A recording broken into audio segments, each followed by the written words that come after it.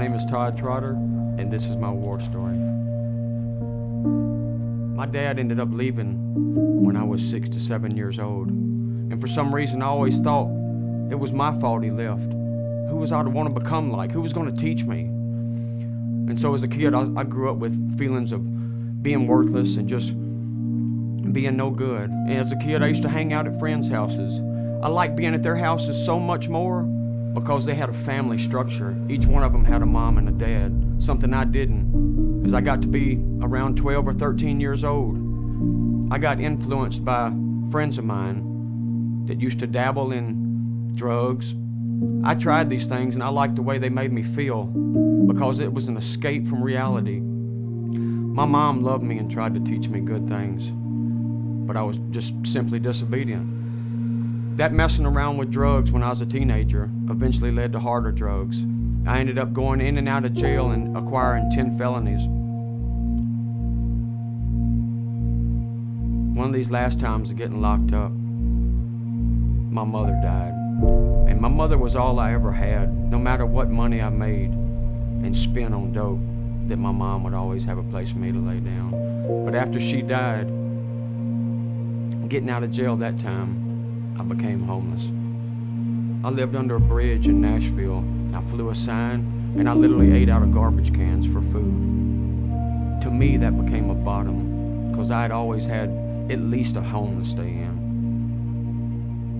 Well, I got locked up once again for violation of probation. I woke up in my cell and it wasn't anybody in my cell but me, and there was a Bible on a steel bench beside me. And it was like God literally speaking to me.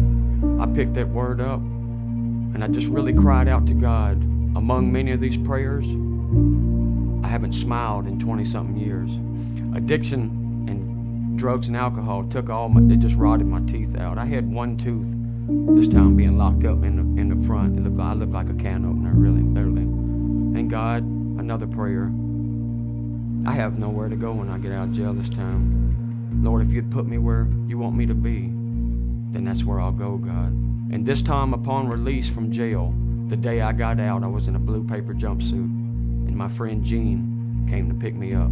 Before I could get in and shake his hand in his truck, he said, "Do you remember Landon?" And I said, "Yeah, I remember him." He said, "I've been talking to him here about your situation, about you not having nowhere to go. And believe it or not, he's a counselor at this place called Warrior Ministries." Well, I make it into the ministry, and I'm there and I find out that they get to work with their hands on different jobs to help fund the ministry. We were working on a job and I met this lady named Karen. I noticed she had 4 children, and I learned that their dad had committed suicide. And I was working on her house and I looked down the yard and something hit my spirit. I said, "God, is that somebody you would have for me?"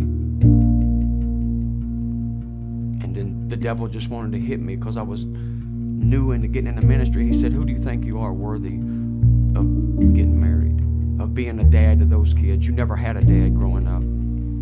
But I prayed about it. I prayed about it, Lord, if that is somebody you'd have for me, God, just make me into the man, mold and shape me into the man you want me to be. And upon graduating the ministry, this lady Karen starts coming to our church a couple years later. Well, I meet her, we started talking, and now I'm married to her. I get to be a father to her kids, and something I've never asked for. He's fixing to bless me with being a dad to my own son. That's something I never dreamed of doing, is having a child of my own. I never dreamed myself capable of producing children from the damage I've done to my body.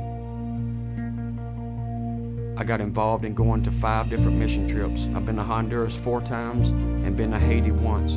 He's reestablished a relationship with my sister, my 2 brothers, and here recently within the past year, I've been talking to my dad again. And through the ministry, that a dentist in our church, he helped fix my teeth. He gave me a smile, but God showed me how to smile in my heart.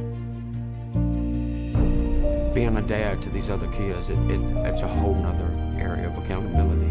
Something I never had, but I've learned in reading the Word that this whole time that my earthly dad lived, I always had a Father in heaven who loved me, and for that, I'm truly grateful.